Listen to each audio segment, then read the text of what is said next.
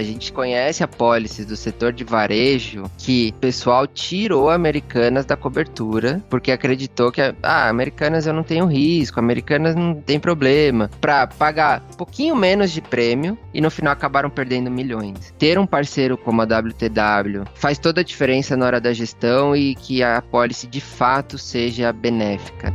Você está ouvindo o Pode Mais Seguros, uma série de podcasts da WTW, onde nós discutimos temas sobre seguros corporativos, gestão de riscos e outras novidades e tendências do mercado. Sejam bem-vindos ao podcast Pode Mais Seguros. Eu sou Thaís Simões, diretora comercial da WTW, e hoje eu tenho o prazer de participar de mais um podcast aqui com um assunto que está em alta no momento, que é o seguro de crédito. A gente está contando com a presença dos nossos convidados aqui, o Matheus Marra, que é o gerente de crédito na área financeira da WTW, e Fanor Salgado, head de tesouraria e riscos do Grupo Merck Brasil e diretor da Credinfar, que é a Associação de Crédito da Indústria Farmacêutica. Bom, vamos abordar alguns cases e assuntos que giram em torno do seguro de crédito e algumas tendências sobre o seguro de crédito ao longo do ano de 2024. Bem-vindos, Matheus e Fanor, é um prazer ter vocês aqui nesse episódio. Oi, Thaís, prazer estar aqui com vocês. Eu espero contribuir bastante também com as informações sobre o seguro e ajudar no entendimento do mesmo. Oi, Thaís, obrigado também pelo convite. Esse bate-papo aqui vai ser muito importante aqui para a gente entender melhor essa questão de crédito.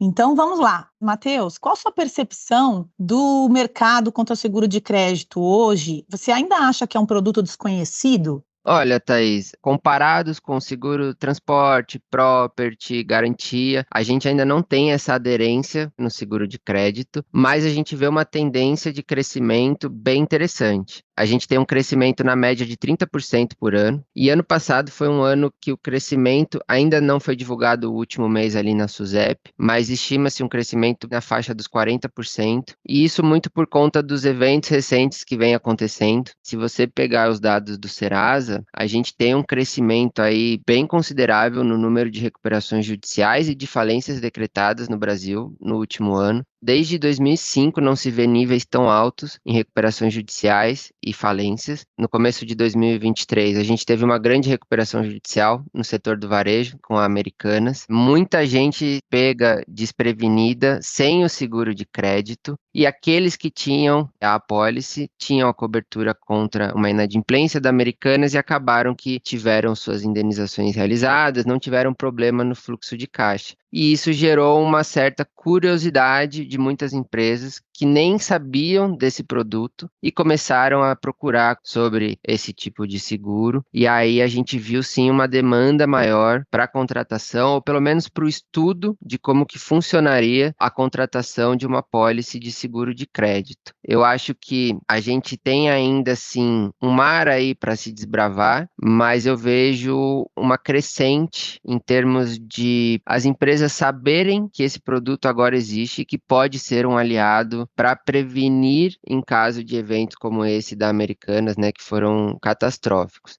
Thaís, primeiro que eu gostei da provocação, né? Seguro de crédito ainda é desconhecido. Então, eu escuto falar de seguro de crédito há anos. Eu já tentei seguro de crédito aqui na Merck por diversas vezes e a gente não conseguia evoluir. E em novembro do ano passado, a gente conseguiu implementar. Nós fomos a primeira empresa do grupo Merck a implementar um seguro de crédito. As seguradoras também vêm se adaptando ao longo dos anos ao processo e ao produto dos clientes. Há 5, 6 anos atrás, você tinha produtos muito engessados dentro das seguradoras. Qualquer coisinha diferente, a seguradora falava, poxa, aqui eu não consigo, ali não dá. E elas viram que sem isso, elas também não iam conseguir fazer o seguro de crédito ser difundido. A gente ia ficar preso sempre na mesma coisa. Essa adaptação das seguradoras também fez com que a demanda, o fechamento de novas apólices acontecesse, porque a gente não ficou engessado no que as seguradoras querem, mas sim a gente fez um produto mais tailor-made de acordo com o que o cliente necessita. E ouvindo você falar, Matheus, eu fico aqui pensando quais são os benefícios desse produto. Acho que se você puder falar um pouquinho para a gente sobre isso também é bacana. A gente tem que desmistificar que o produto seguro de crédito só vai funcionar quando eu tiver uma inadimplência e eu tiver que ter o Exato. sinistro indenizado pela seguradora. A pólice de crédito, você basicamente usa ela como uma parceira de negócios que te auxilia nas vendas de uma maneira mais segura. Um dos principais pontos é essa questão da alavancagem de vendas segura. Por que eu falo isso? Ali na pandemia, o setor de varejo teve um boom, e aí a seguradora também estava ajudando na hora de conceder a cobertura, de conceder o limite de crédito. Falando em termos mais leigos, né? O cliente chegaria na seguradora e falava: ó, eu preciso aumentar o meu limite de crédito desse comprador de 10 para 20 milhões. E a seguradora fez a análise e concedeu esse aumento. Então ele conseguiu crescer 2 dígitos e ainda assim com uma pólice por trás, para se desse qualquer problema, você tenha a indenização garantida, né, nos termos e condições, obviamente, da pólice. Até cito como exemplo, muitas empresas não têm inadimplência, mas elas nunca deixam de renovar a pólice de seguro de crédito. E um dos motivos, quando você contrata uma pólice de seguro de crédito, você estima um faturamento que você pretende ter e acaba que no final da vigência, eu diria que assim, 90% dos casos, existe um prêmio pago de ajuste, porque a empresa estimou faturar X e ela faturou 2, 3X por conta desse suporte do seguro de crédito. Então ela se arriscou mais, ela forneceu mais limite, ela faturou mais para clientes, ela expandiu para novos mercados. Então, claro, tem todo o valor a indenização, né, no caso de uma perda. A gente sabe que dependendo do valor da perda, machuca muito o balanço de uma empresa, o fluxo de caixa, mas, poxa, você conseguir alavancar 20, 30% as suas vendas no ano com uma proteção por trás, eu acho que é um benefício, assim, a ser explorado por muitas empresas, né? Matheus, o que a gente tem que colocar em perspectiva é o seguinte: você quer um seguro de crédito para resolver os seus problemas operacionais ou você quer um seguro de crédito para resolver questões estratégicas? No caso da Merck, quer utilizar o seguro de crédito de forma estratégica. O seguro de crédito, no nosso caso, ele não vai servir para pequenas perdas. Nós temos tickets altos. Então, nós queremos proteger de grandes sinistros. Outra coisa importante: finanças precisa ser um parceiro do negócio. Ele precisa ter os meios ou mecanismos para garantir o crescimento. Como é que a gente garante o crescimento? É com um instrumento que permite que a gente ou tenha o risco todo minimizado, ou pelo menos parte do risco. E até um outro benefício do seguro de crédito é a gestão do portfólio da empresa junto com a seguradora. As seguradoras, a gente sabe, elas têm uma base de dados muito grande. Muitas empresas competidoras possuem a pólice de crédito e às vezes com a mesma seguradora. O que pode acontecer? Poxa, aquele cliente específico ainda não deu um atraso na Merck, mas ele já começou a atrasar outros fornecedores. E aí o que a seguradora faz? Merck, Fanor, a gente está recebendo aqui algumas notícias negativas, alguns apontamentos em relação a esse comprador. Vamos ficar espertos porque a gente não quer que isso também aconteça com a Merck. A gente não quer nunca que aconteça um caso de RJ ou de inadimplência, mas quando acontece é que realmente a gente vê o valor de uma pólice. E além disso, se for um caso simples de mora prolongada, né, um atraso, uma inadimplência por qualquer tipo de problema, a seguradora ainda atua como a sua parceira na hora de cobrar e recuperar esse valor para você. Então ela consegue o contato muito mais fácil, ela consegue fazer negociações de maneira muito mais rápida e eficaz do que às vezes a própria empresa. E isso a gente consegue expandir para exportações. Então o seguro de crédito tem a apólice exportação, que trata de cobertura para vendas para empresas de outros países. A gente tem o auxílio da seguradora nesses países, muitas vezes in loco, pelas filiais que elas possuem, né? Como são seguradoras globais, muitos países possuem as filiais dessas empresas e fica muito mais fácil na hora de fazer uma recuperação. Existam oportunidades em outros mercados também, né, Matheus? E eu acho que isso mostra também outras tendências para o seguro de crédito futuras, você não concorda? A gente entende que com o cenário brasileiro, né, questão da taxa de juros, mesmo você reduzindo ela ali para 9%, 10%, para certos setores é alto. Isso vem preocupando muito os fornecedores. Aí faz com que a gente tenha esse aumento na demanda, aumento na procura. A gente espera, óbvio, que o cenário esse ano melhore em termos de inadimplência, em termos de recuperações judiciais ou falências. Então, acho que a tendência é, sim, continuar nessa busca por novos mercados, novas vendas, alavancagem, crescimento. A gente já vê uma raiz nascendo nas empresas em relação a esse produto.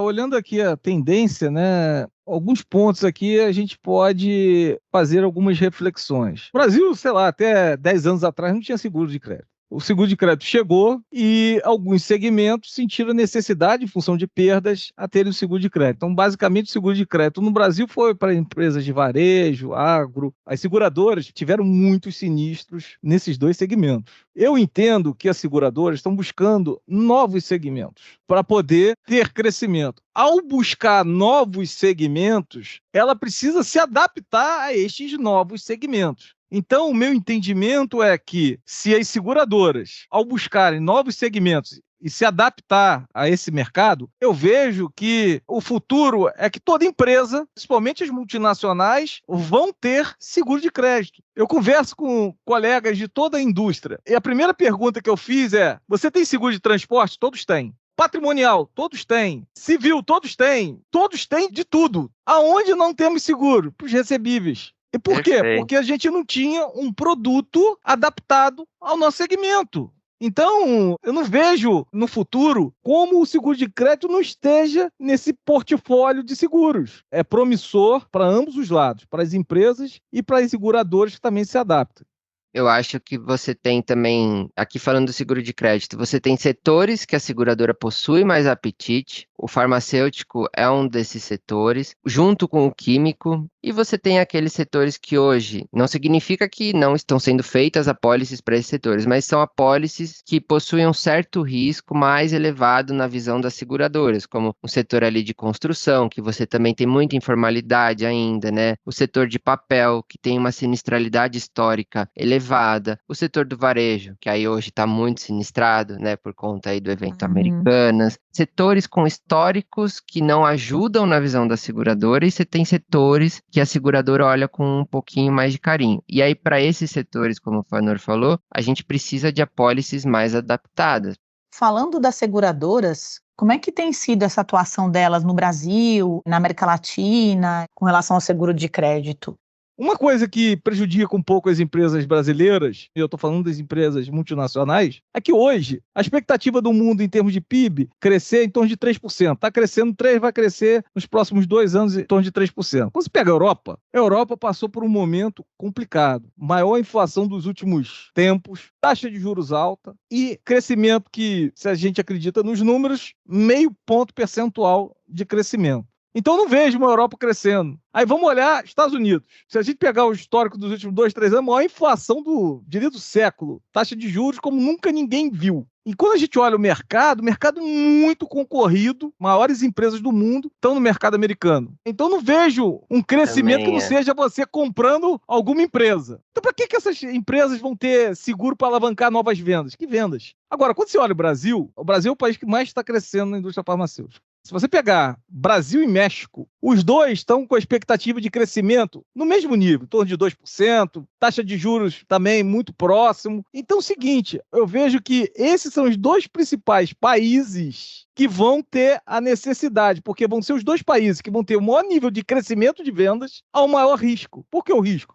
Da taxa de juros e a inflação. Então eu não vejo alavancagem de venda para a Europa e Estados Unidos, mas eu vejo para a América Latina. Só que é o seguinte, as empresas multinacionais, quando precisam de autorização, elas têm que ir aonde? Ou nos Estados Unidos ou na Europa, pedirem autorização para o seguro. Então se você não vender o seguro de crédito como algo estratégico, não rola. O cara vai fazer a conta para trás lá. Seguro é para uma visão estratégica de médio e longo prazo, aonde que você tem que suportar o crescimento da sua empresa. Essa é a visão.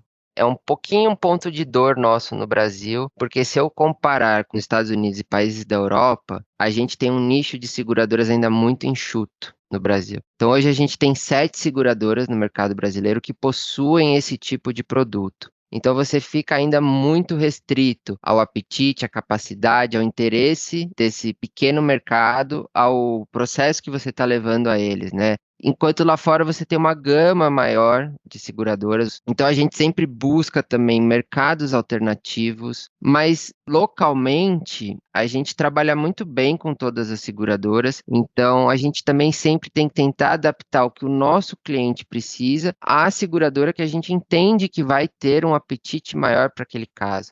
Matheus, você como responsável por conversar e fazer atuação junto às seguradoras, que é o caso da WTW, essa empresa, né, no caso nós aqui, tem acho que diferenciais que são muito importantes aí, né? A gente fala que para se fechar uma pólice de crédito é muito diferente de, por exemplo, uma pólice de garantia, que você coloca lá no sistema, emite e tal, tá tudo pronto. Ela tem que ser construída. E para ser construída, você precisa entender linha por linha, ponto por ponto, para ela não te prejudicar, vamos dizer assim, lá na frente. Como eu falei no começo da nossa conversa, não é uma pólice que a gente coloca na gaveta e aciona ela quando necessário. A gente está usando ela todo dia, se não vai semanalmente.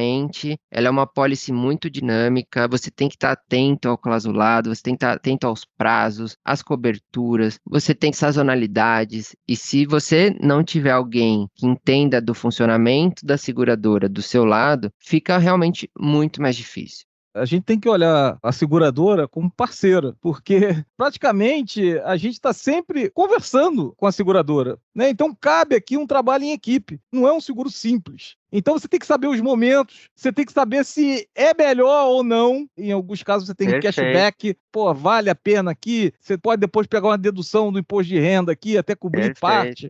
A gente gosta sempre de estar muito próximo, não só no fechamento de uma pólice, mas também na pós-venda. A gente tem a força local junto às seguradoras para trabalhar nas negociações e a gente tem um time global hoje muito estruturado. São mais de 120 pessoas ao redor do mundo, especialistas em seguro de crédito e com bastante relacionamento com as seguradoras, de maneira global. Então, isso também ajuda na hora de, às vezes, um apelo, uma solicitação mais urgente, ou que é algo mais elaborado. Ter um parceiro como a WTW faz toda a diferença na hora da gestão e que a apólice de fato seja benéfica. A gente conhece apólices do setor de varejo que o pessoal tirou Americanas da cobertura porque acreditou que Americanas eu não tenho risco, Americanas não tem problema, para pagar pouquinho menos de prêmio e no final acabaram perdendo milhões. Não é adivinhação. Quanto mais selecionada a carteira, a seguradora também percebe isso, ela vai analisar. Então, às vezes você está achando que você está com um portfólio mais perigoso, coberto, só que você está com uma taxa muito maior do que se você tivesse um portfólio mais pulverizado. E aí, se você tiver um problema no outro segmento, não valeu de nada a sua contratação. Matheus, e para contratar uma pólice dessa, quão complicado é? Como que funciona ter uma pólice dessa aí de maneira um pouquinho mais descritiva, assim?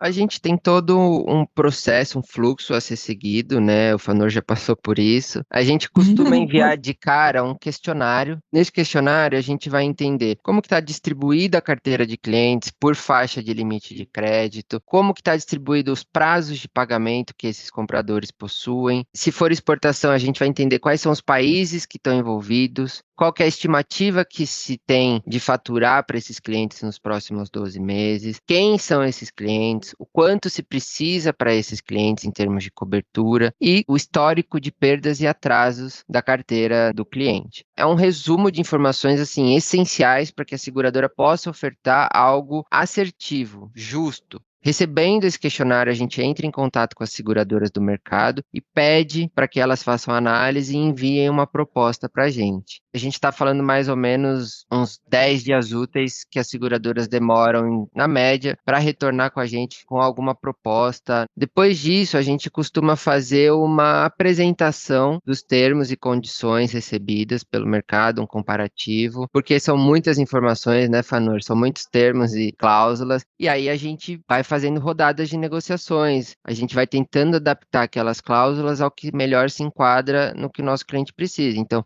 Matheus, a gente precisa alterar esse ponto, aquele outro ponto, vamos tentar ajustar isso, aquilo, isso para mim tá bom. Então vai sendo uma construção até que possa se bater o martelo e finalizar a contratação. Infelizmente, a gente vai ter que terminar por aqui esse papo com o Matheus e com o Fanor. Foi uma conversa muito boa, eu acho que enriquecedora. Queria agradecer muito vocês dois. Obrigado, Thaís. Eu que agradeço a oportunidade de falar um pouquinho mais, né, do produto. Então, a gente espera que a gente possa ajudar as empresas a construir uma pólice parceira, né, no dia a dia. Agradeço aí também a Thaís, o convite, e queria terminar em homenagem ao Abílio Diniz, que ele tem uma frase que ele diz que aprender e compartilhar conhecimento deveria ser o propósito de todo grande empresário ou uma pessoa ligada aos negócios. É um grande propósito aí para todos nós. Grande abraço aí para vocês. Perfeito, sensacional. Fanor, Matheus, até mais. Tchau, obrigado. Tchau, tchau. Obrigado por participar do WTW Pode Mais Seguros. Para mais informações, acesse nossas mídias sociais e a seção de Insights no wtwco.com.